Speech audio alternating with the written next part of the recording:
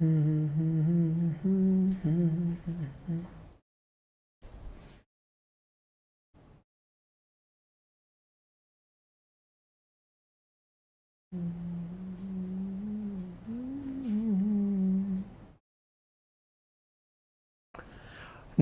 साथियों, स्वागत है आप सभी का अंकित इंस्पायर्स इंडिया पर। मैं हूं अंकित अवस्थी। आप हैं मेरे साथ में आज की एक बेहतरीन खबर के साथ। और वो खबर क्या है? खबर यह है कि आज भारत के अंदर एक ऐसा ऐतिहासिक क्षण है जिसने हर किसी को जो इससे जुड़ा है, जिसको इसकी जानकारी है, उसे कहीं ना कहीं सोचने के लिए विवश किया हुआ है, या फिर सोचने के साथ साथ जो कहते हैं ना कि यार पुरानी यादों में खोकर कुछ को भावुक कर रहा है, कुछ को अपने पुराने दिनों की याद दिला रहा है। देश के हर उस व्यक्ति को जिसने देश की आज़ादी के अंदर या तो प्रत्यक्ष रूप से उसका गवाह बनने का प्रयास किया है, या फिर हम जैसे लोग जो आज़ादी के बाद पैदा हुए हैं लेकिन बहुत सारे कानूनों का जिक्र वहाँ होते सुना है। आज उस संसद का आखिरी दिन है। संसद का आखिरी दिन है पुरानी बिल्डिंग का। नई संसद कल से शुरू हो जाएगी।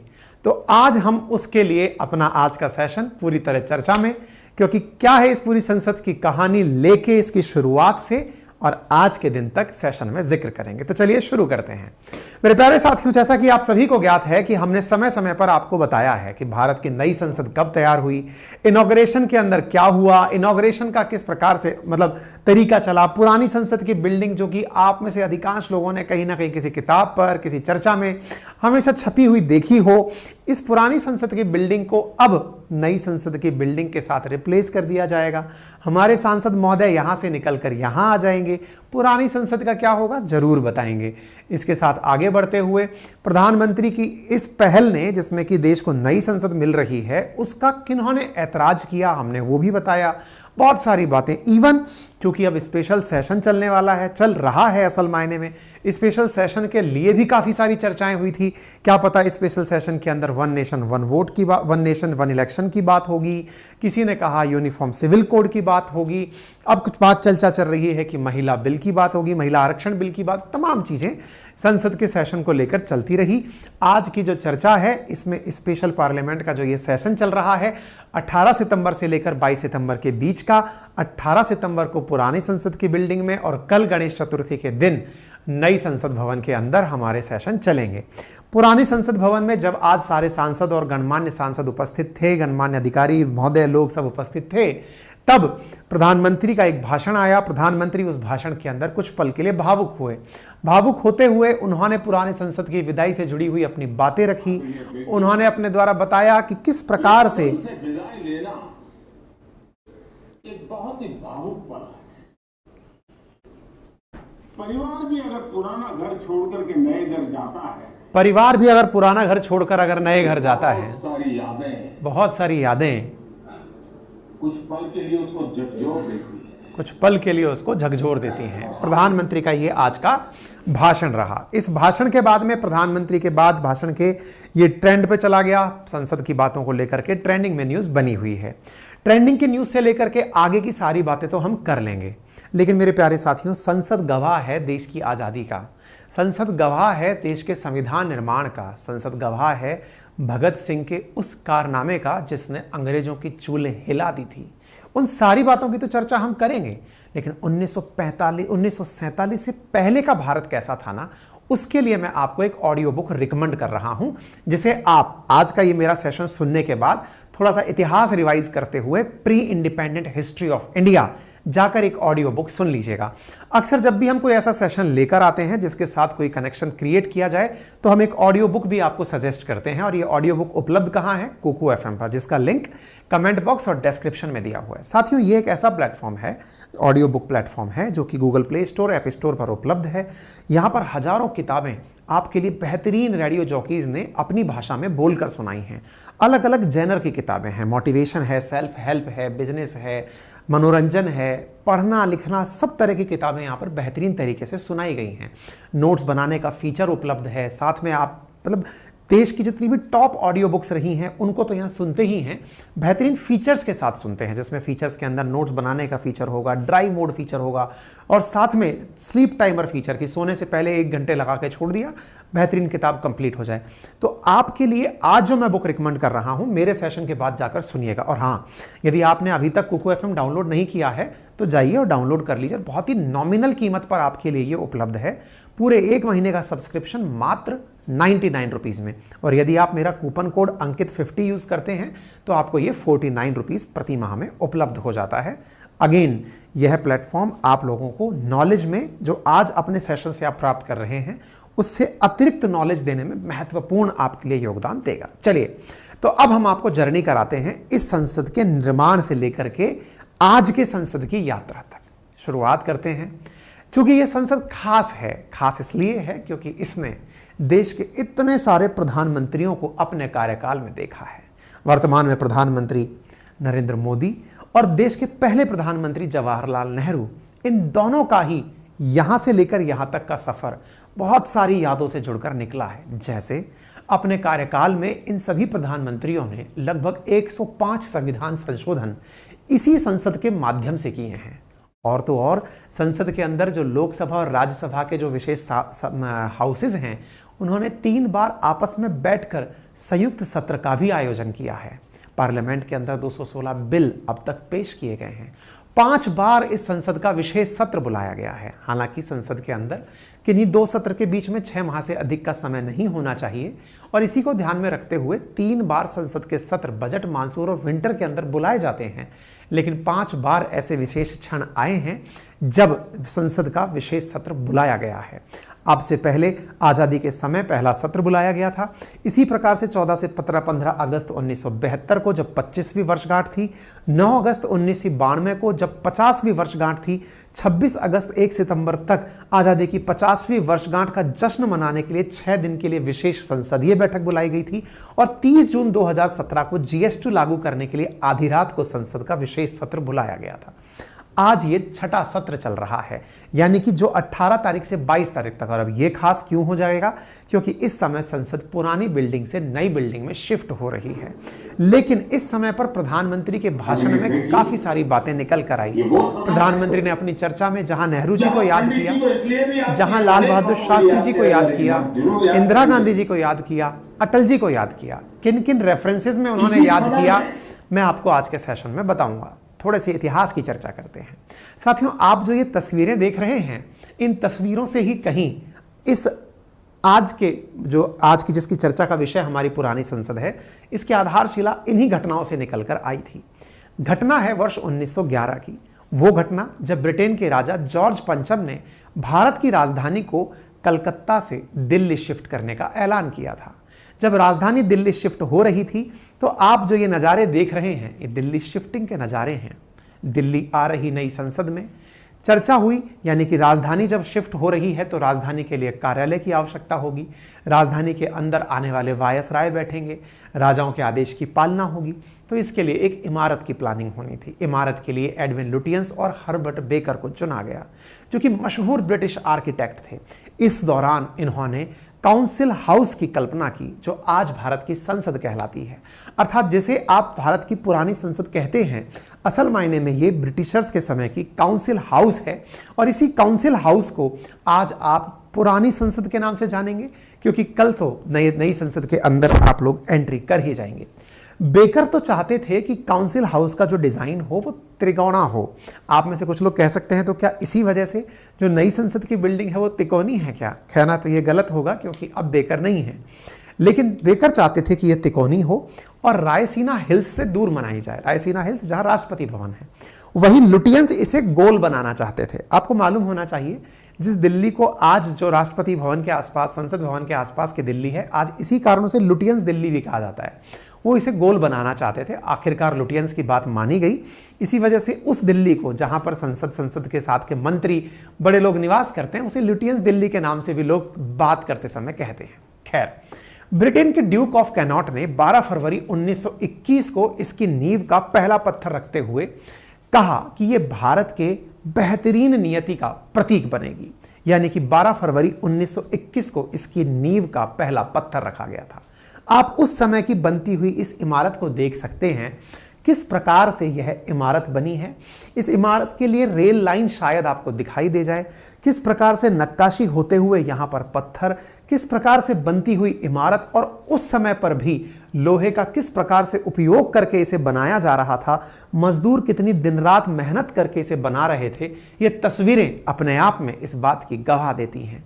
अच्छा, इसके साथ साथ इस इमारत के साथ, क्योंकि पुरानी इमारत की चर्चाएं आज हम इसलिए कर रहे हैं, कल से नई इमारत पर आपकी एंट्री होगी, चूंकि इस इमारत में 27 फीट लंबे 144 सैंडस्टोन के खंभे बनाए गए, तो बनाने के लिए 2500 राज मिस्त्रियों को इस कार्य के लिए लगाया गया था। यह इमारत बनने में 18 जनवरी 1927 को लॉर्ड इरविन अपनी शाही सवारी से ग्रेट प्लेस से, जिसे अब विजय चौक कहते हैं, यहां पर पहुंचे थे। 6 साल की मेहनत के बाद 1927 की शुरुआत में जब यह इमारत बनकर तैयार हुई, तो दुनिया के आर्किटेक्ट का एक नया नमूना बन गया। यानी 6 साल इस इमारत को बनने में लगे थे। इसको बनाने में कितना खर्चा लगा था, इसका अंदाजा अगर आप कर पाएं तो कैलकुलेशन कमेंट बॉक्स में बता दीजिएगा। उस दौर में 83 लाख रुपए खर्च हुए थे। अब ये 83 लाख रुपए कितने होंगे, बस केवल इस बात से जान लीजिए, उस समय गोल्ड की कीमत 18 रुपए थी। 10 ग्राम गोल्ड की कीमत 18 रुपए। आज 10 ग्राम गोल्ड की कीमत, अभी देखकर आ रहा हूं, 59,000 रुपीज है। आज 10 ग्राम 59,000 का है, उस समय 10 ग्राम 18 रुपए का था। तो बताइए उस समय का 83 लाख आज कितना होगा, कमेंट बॉक्स में बताइएगा। आप सोच सकते हैं इतनी महंगी इमारत बनकर के आई। हर्बर्ट बेकर ने इसे एक सुनहरी चाबी लॉर्ड इरविन ने टाउन काउंसिल को पकड़ाते हुए कहा कि लीजिए अब इसके अंदर काउंसिल की बैठक करिए। आप देख सकते हैं संसद भवन, साथ में बना राष्ट्रपति भवन, और इसको आप उस समय के दिल्ली से याद कर सकते हैं। 1927 में बनकर तैयार हुई यह बिल्डिंग चर्चा में आई 1929 में। कब चर्चा में आई? जब 2 साल बाद इस सेंट्रल लेजिस्लेटिव असेंबली के अंदर भारत के क्रांतिकारी भगत सिंह और बटुकेश्वर दत्त के द्वारा यहां पर गोले फेंके गए, और ये रेवोल्यूशनरी अपनी बातें चैंटिंग कर रहे थे, बोल रहे थे, इंकलाब जिंदाबाद। जब दोनों के द्वारा, क्रांतिकारियों के द्वारा इस पार्लियामेंट में गोले गिराए गए, वो तारीख थी 8 अप्रैल 1929। उस समय पर ब्रिटिशर्स यहां पर पब्लिक सेफ्टी बिल और ट्रेड डिस्प्यूट बिल पेश कर रहे थे। इसका विरोध करने के लिए यहां पर बम गिराए गए थे। कारण था कि इससे लोगों की लिबर्टी, आजादी कम हो जाएगी। ये यहां से गए नहीं, इंकलाब जिंदाबाद का नारा लगाते हुए खड़े रहे। ये उस समय की गवाह बिल्डिंग है जो आज हमसे दूर हो रही है, यानी इसकी चर्चाएं अब एक संग्रहालय के रूप में होने वाली हैं।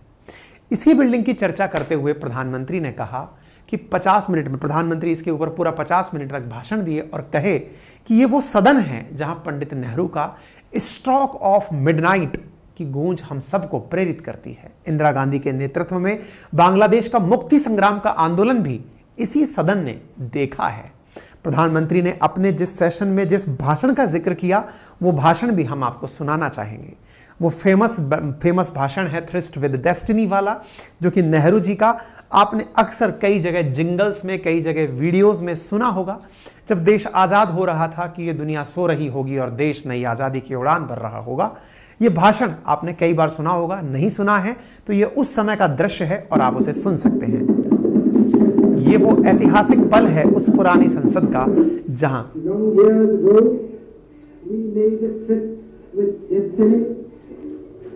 And now the time comes when we shall redeem our pledge, not wholly or in full measure, but very substantially. हर जगह की कुछ याद होती है। When the world sleeps, India will awake to life. India will awake.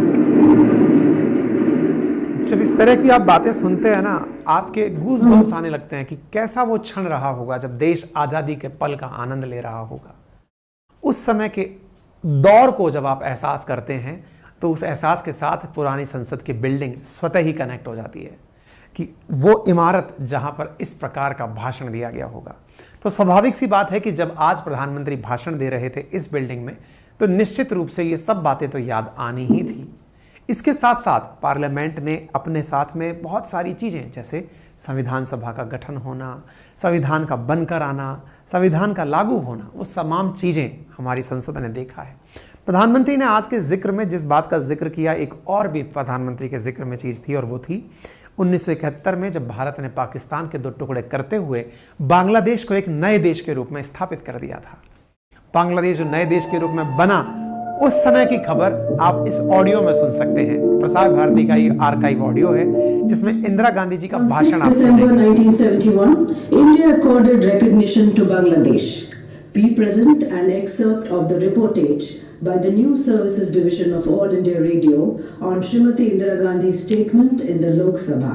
The valiant struggle of the people of Bangladesh in the face of tremendous odds has opened a new chapter of heroism in the history of freedom movements.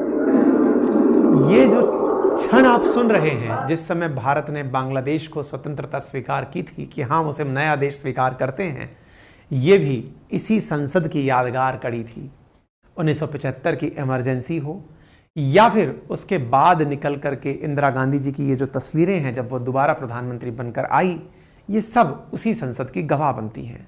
ऐतिहासिक क्षणों में राजीव गांधी जी का समय भी आप बिना याद किए नहीं रह सकते, क्योंकि आप ही ने 21 साल से घटाकर युवाओं को वोट देने के लिए 18 साल का निर्णय दिया था कि 18 साल का व्यक्ति वोट दे सकता है। 1989 के अंदर 61 कॉन्स्टिट्यूशनल अमेंडमेंट के माध्यम से जो हमारे वोट देने की उम्र है, इसे 21 से घटाकर 18 साल किया गया था।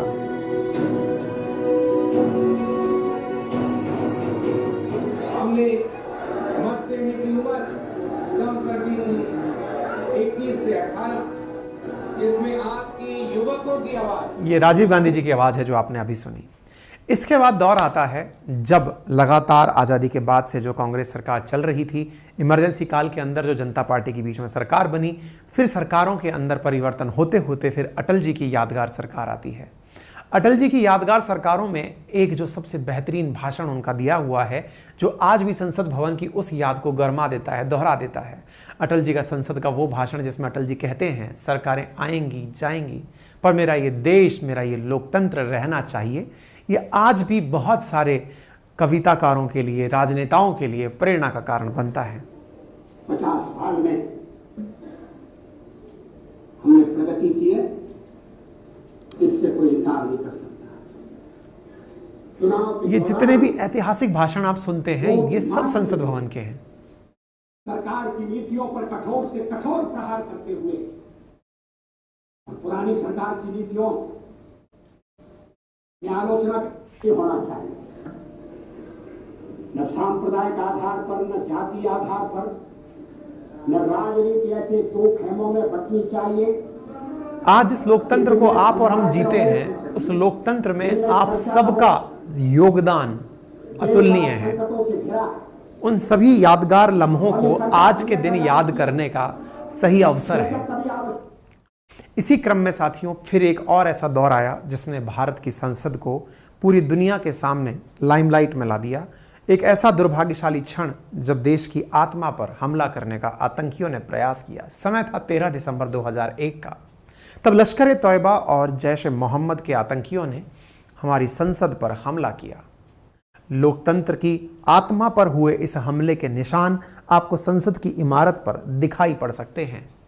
आतंकियों के द्वारा किए गए इस हमले में हमारे कई जवान शहीद हुए। देश फिर से उठ खड़ा हुआ, आतंक के खिलाफ मिलकर के हम सब ने जंग लड़ी। फिर आता है वो क्षण जिसकी आज चर्चा हो रही है।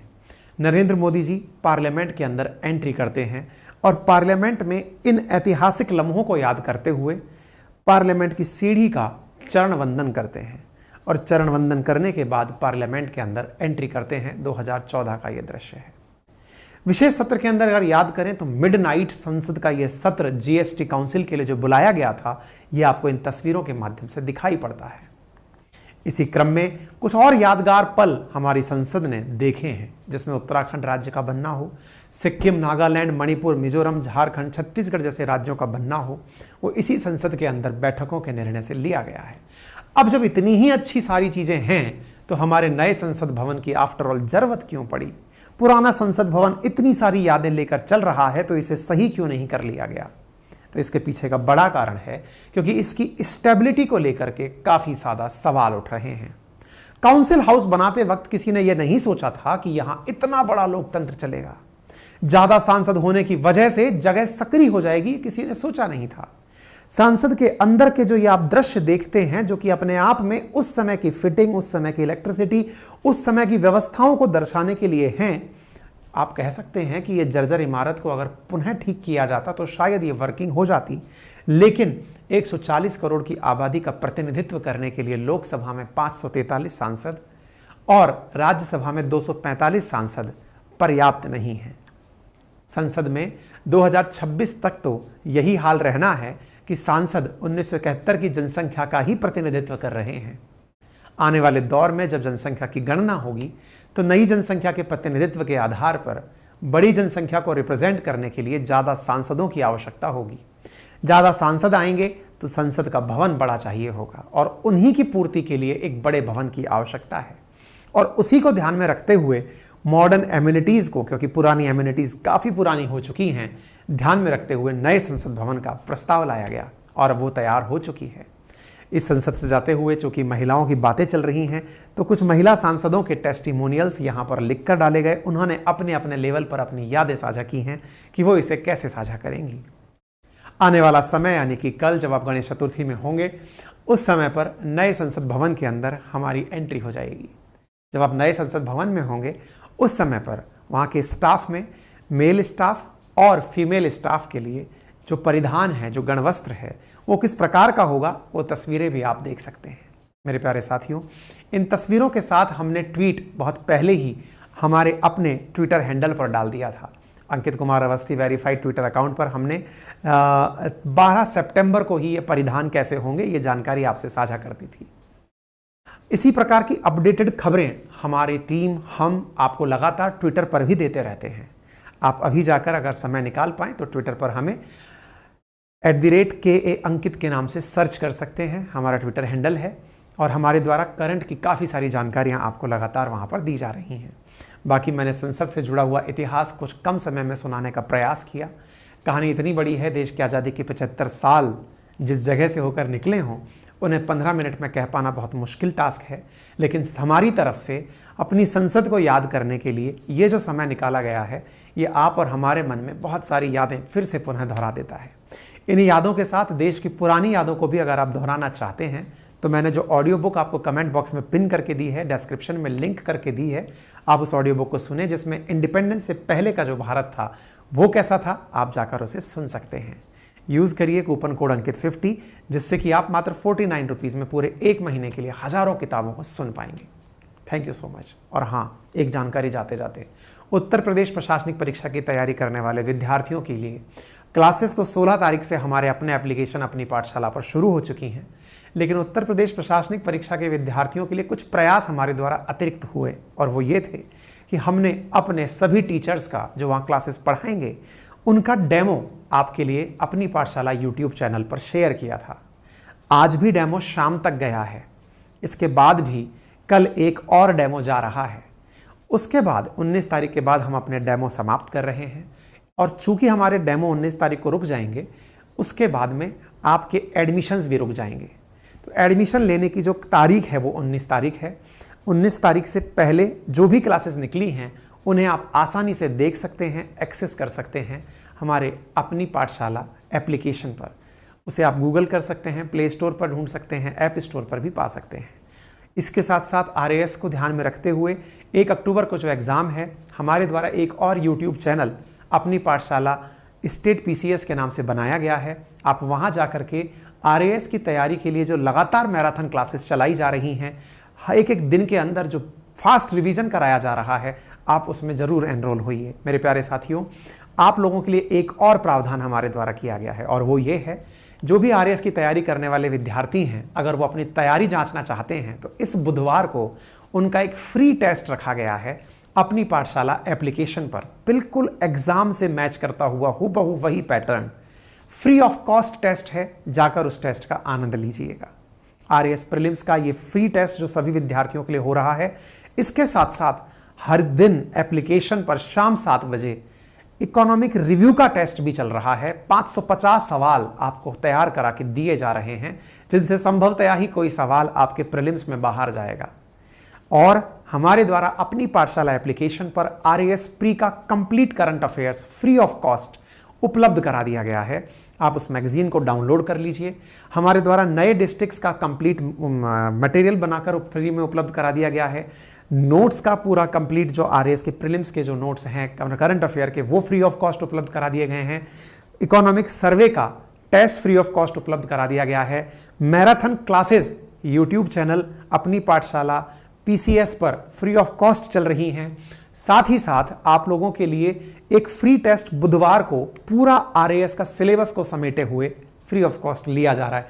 मैं बार बार फ्री ऑफ कॉस्ट इसलिए बोल रहा हूं ताकि आपको यह लगे कि हाँ सर, आपने हमारे लिए जो कमिटमेंट दिए थे वो पूरे किए। क्योंकि मैं कभी ना कभी आपसे अगर कोई चीज़ बोलकर निकल जाता हूं तो प्रयास करता हूं कि उन्हें पूरा करने के लिए पूरी मेहनत करूं।